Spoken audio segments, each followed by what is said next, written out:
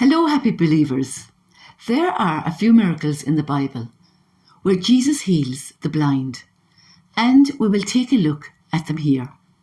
In Matthew chapter 9, verses 27 to 31, it says, As Jesus was travelling on from there, two blind men followed him, shouting, Have mercy on us, Son of David. When he had gone into the house, the blind men came to him. Jesus asked them, Do you believe I can do this? They told him, Yes, Lord. Then he touched their eyes and said, According to your faith, let it be done for you. And their eyes were opened. Then Jesus sternly told them, See to it that nobody knows about this. But they went out and spread the news about him throughout that region. Reflection. The two blind men would have heard the commotion surrounding Jesus. They would have heard of all the other healings that had taken place. They wanted to be heard, so they shouted out to Jesus. Jesus continued into the house, and they persisted in following Jesus into the house. They were not giving up. It was then that Jesus spoke. Do you believe? They said, Yes, Lord. It was then that Jesus touched their eyes and said, According to your faith, let it be done for you. They were healed instantly.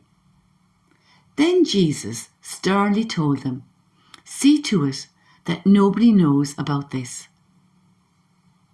What comes to mind here is when we are in need of healing, which can be physical, emotional, mental, or spiritual. We act like these two blind men acted. We turn to Jesus, we plea, we ask for mercy, we enter into his house, the church, and before the tabernacle, or after we receive the Eucharist, Jesus asks us, Do you believe? Jesus' answer is interesting.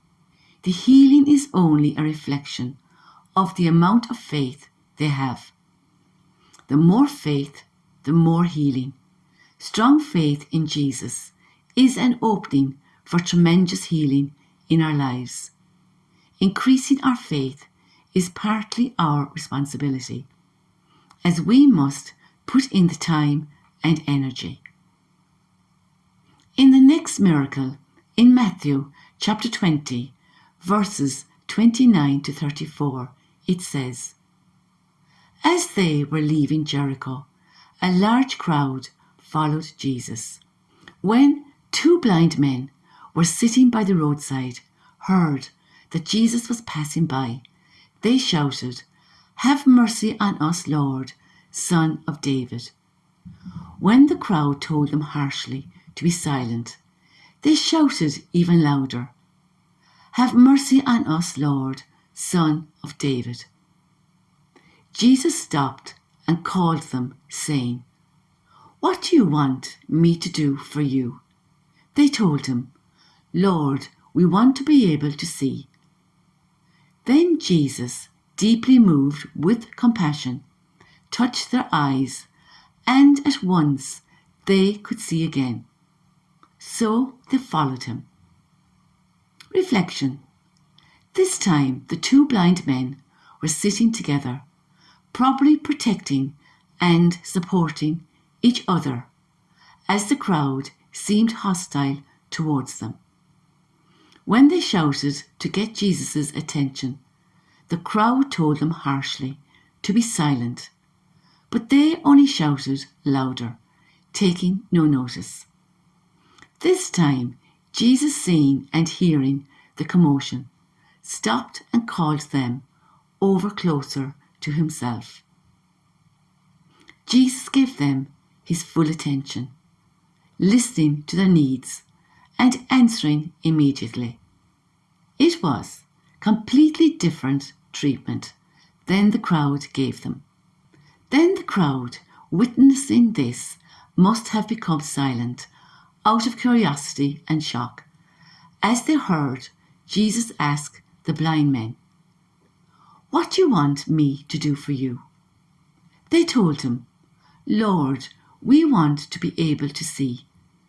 Again, what confidence, what faith they had in Jesus, to believe Jesus could heal them straight away.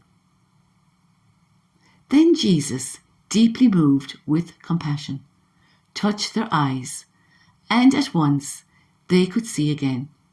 So they followed him. So Jesus, seeing how mistreated they were, and how hostile the people were towards them, not giving them their voice, had a very different and new reaction.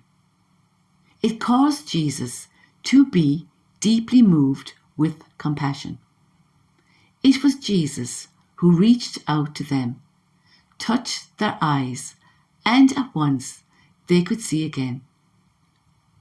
This is also an example of where in Mark chapter 10, verse 31, where Jesus says, "But many who are first will be last, and the last first."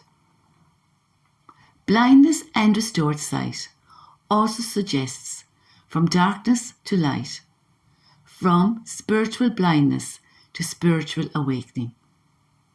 Again, Jesus spoke to them saying, "I am the light of the world. Whoever follows me will not walk in darkness, but will have the light of life." John chapter 8, verse 12.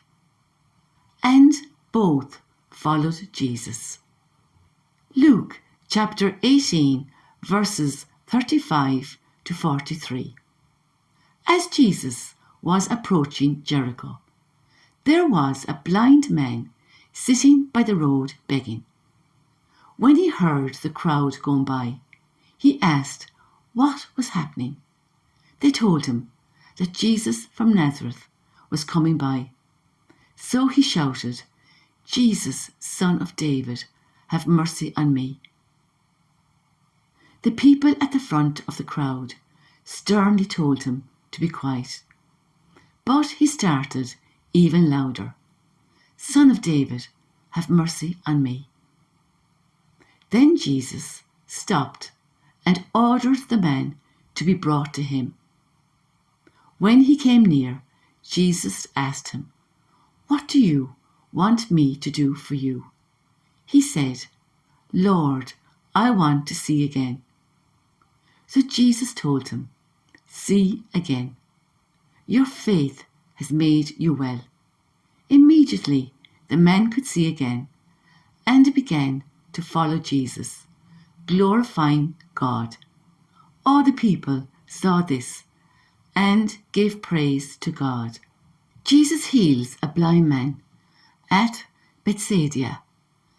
Mark chapter 8, verses 22 to 26, where some people brought a blind man to Jesus and begged him to touch him. Jesus took the blind man by the hand and led him out of the village. After spitting on the man's eyes, Jesus placed his hands on him and asked him, "Can you see anything?"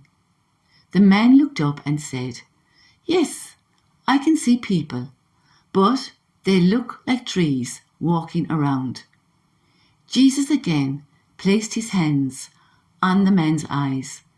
This time the man looked intently. His eyesight returned and he saw everything clearly. Reflection. In this miracle, it was other people who brought the blind man to Jesus and begged Jesus to touch him. They were asking on behalf of the blind man, showing us the importance of intercessory prayer. Hearing their plea, Jesus took him by his hand and led him out of the village. What a personal touch as Jesus holds his hand and leads him.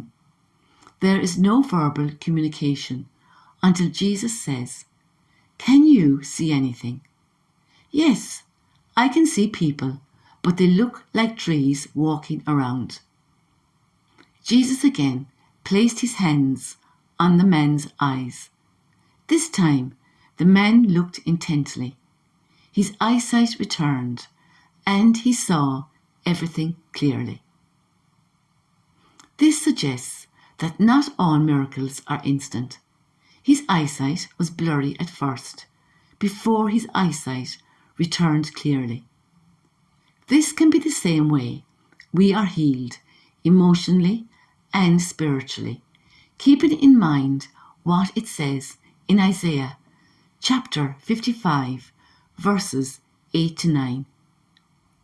"For my thoughts are not your thoughts, neither are your ways my ways, declares the Lord.